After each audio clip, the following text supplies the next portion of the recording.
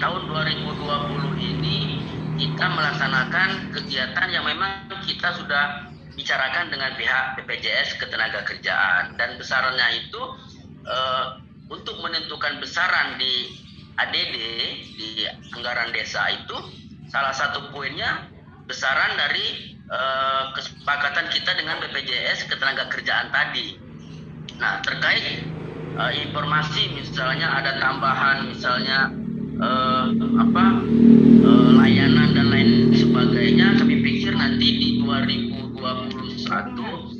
kami dengan pihak BPJS Ketenagakerjaan akan membicarakan lagi apakah besarnya itu sama dengan tahun 2020 ini, ataukah memang karena ada tambahan layanan tadi ada tambahan lagi berikutnya nanti akan kita hitung lagi besarannya. Karena untuk BPJS Ketenagakerjaan ini memang kita siapkan anggarannya dari APBD yang kita masukkan ke anggaran desa masing-masing. Saya rasa itu penjelasan dari kami. Iya. Ini memang di ADD itu ada yang memang belum cair di beberapa bulan terakhir ini, dan kami pikir nanti kalau sudah cair ya bisa segera direalisasikan, ya bisa dibayarkan. Dan sebenarnya kita menghimbau kepada pihak desa, desa lah yang lebih tahu kalau kita dengan teman-teman dari BPJS Ketenagakerjaan agar iuran BPJS Ketenagakerjaan ini kita upayakan bisa dibayarkan di awal, supaya pelayanan nanti tidak terganggu kalau terjadi sesuatu hal. Ya, Pak Tommy, terima kasih Pak. Mungkin pertanyaan yang mengarah ke PMD baru 2 itu Pak, nanti kami tunggu. Bantuan subsidi upah. Nah, ini ada 1, 2, 3, 4, 5 Pak ya. 5 pertanyaan ini ada dari Desa Air Putih, dari Ibu Kusnel Hatimah. Kemudian ada dari Pak Sutan dari instansi perangkat desa Karangare, Kecamatan Tegaljati. Kemudian ada dari perangkat desa Karangtanggung, tapi ini tidak menyebutkan nama. Kemudian ada Pak Andi Karyawan dari desa Pondok Kelapa. Ini pertanyaannya serupa Pak, mengenai pencairan subsidi BPJS Ketenagakerjaan. Jadi ini ada yang menanyakan mengapa ada 3 orang perangkat desa Air Putih sampai saat ini belum cair juga bantuan BSU-nya Pak, sedangkan kawan-kawan yang lain sudah dapat semua. Data yang kami kirim sudah valid dan diserahkannya bersamaan seperti itu. Kemudian kalau Pak Sultan ini kenapa BPJS Ketenagakerjaan perangkat desa nggak ada yang cair? Oh, jadi kalau di desa Karangare ini statement Pak Sultannya nggak ada yang cair Pak. Kemudian dari perangkat desa Karangpanggung ini, intinya yang ingin kami tanyakan, dana BPJS-nya apa bisa dicairkan apa tidak? Ini saya kurang nangkap ini yang bisa dicairkan ini yang mana atau berkaitan dengan BSU.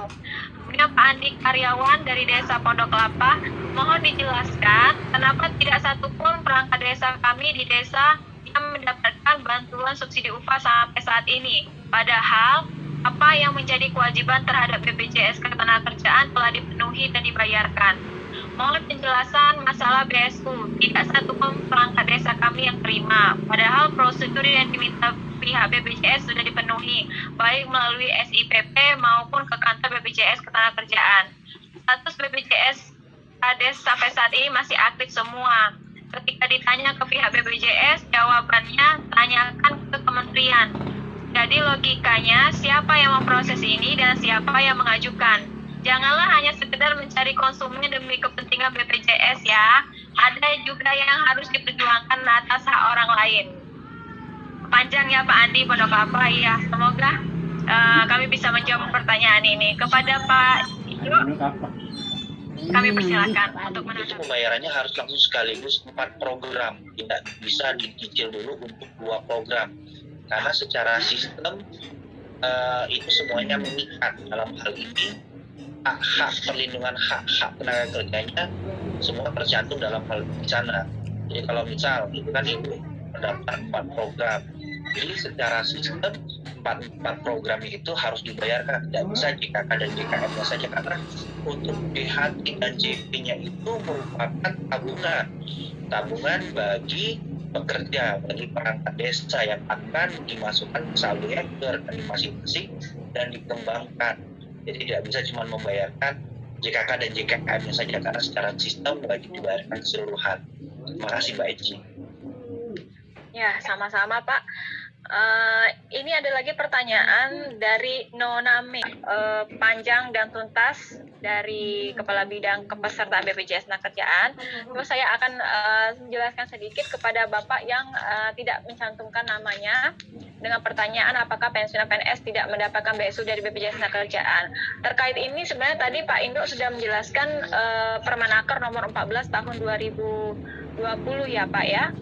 Nah, jadi kita bisa sama-sama melihat apa kriteria dan syarat untuk bisa mendapatkan BSU ini. Nah, mungkin kita bisa searching di internet, kita bisa mendapatkan apa isi dari Permenaker nomor 14 tahun 2020. Nah, sejauh ini apakah Bapak sebagai kepala desa yang pensiunan PNS ini sudah terdaftar di BPJS Tenagakerjaan? Jadi kalau misalnya Bapak sudah terdaftar dan Bapak sudah melaporkan nomor rekeningnya ke pembinanya, mungkin ke Pak Christian. Nah, dan Bapak memang terdaftar paling lambat Juni tahun 2020, artinya Bapak mungkin sudah masuk di dalam persyaratan yang tercantum di Permenaker nomor 14. Tapi kalau misalnya pun Bapak belum mendapatkan BSU ini, tadi sudah dijelaskan oleh Pak Indro bahwasanya BSU ini yang menyaring, yang memverifikasi, yang membayarkan, dan yang memiliki anggarannya adalah Kementerian Ketenagakerjaan Pusat. Jadi BPJS Tenagakerjaan hanya tempat melaporkan nomor rekening saja. Baik, selanjutnya Informasi terbaru ya kita pasti akan informasikan, karena kan merupakan hak tenaga kerja. Terima kasih Mbak Eci. Sekalian bagi yang memang kesulitan untuk menghubungi saya atau mungkin mengirimkan via WA, nanti bisa datang ke kantor BPD Bengkulu ya, Bapak Bengkulu Karangtinggi, nanti bertemu dengan Bapak Ordo perwakilan BPJS Tenagakerjaan untuk Kabupaten Bengkulu Tengah. Bisa juga nanti diurus di sana, itu Bapak dan Ibu sekalian.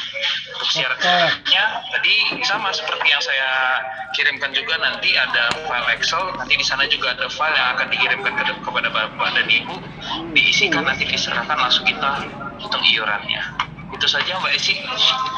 selanjutnya Untuk jaminan ini berbeda dengan jaminan hari tua ini. Kenapa ya? Kalau jaminan hari tua itu bisa diproses pencairannya ketika peserta tersebut telah berhenti dari pekerjaannya, baik karena mengundurkan diri atau di PHK. Jadi 1 bulan setelah dinonaktifkan peserta dari pekerjaannya itu ketika kecelakaan terjadi pada saat bekerja atau pada perjalanan pulang pergi kerja dan atau pada saat melaksanakan dinas. Dan kemudian yang kedua itu untuk kecelakaan kerja ini harus ada unsur udah paksa atau faktor yang muncul dari luar tubuh dari peserta atau tenaga kerja mengakibatkan cedera kepada tubuhnya. Dalam hal ini yang dijelaskan oleh Bu Fitriani tadi, ketika perangkat desa datang ke kantor kemudian tiba-tiba demam, itu sebenarnya yang pertama memang itu masukin dalam ketika dia bekerja kejadian demamnya. Cuman demam ini bukanlah merupakan faktor eksternal atau faktor dari luar yang mengakibatkan cedera, melainkan adalah faktor dari dalam tubuh perangkat desa atau tenaga kerja tersebut. Jadi demam ini adalah faktor yang bisa jadi kurang fit atau memang ada gejala lain. Nah, sehingga demam ini bukan lagi masuk ke dalam jaminan BPJS Tenagakerjaan. Jadi untuk pengobatannya nanti bisa menggunakan BPJS Kesehatan. Makanya kita harus membedakan dulu nih apa itu yang dijamin oleh BPJS Ketenagakerjaan, apa itu yang dijamin oleh BPJS Kesehatan.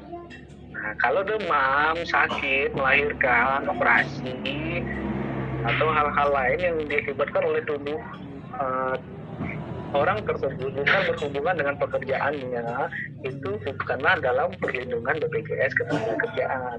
Nah, kalau seandainya seperti ini, ketika teman-teman perangkat desa di kantor misalnya terpleset, terjatuh, sehingga mengakibatkan bisa jadi cedera tubuh sembuhnya itu bisa nanti untuk pengobatannya menggunakan BPJS Ketenagakerjaan, karena dalam hal ini sudah masuk dalam ruang lingkup perlindungan kecelakaan kerja BPJS Ketenagakerjaan.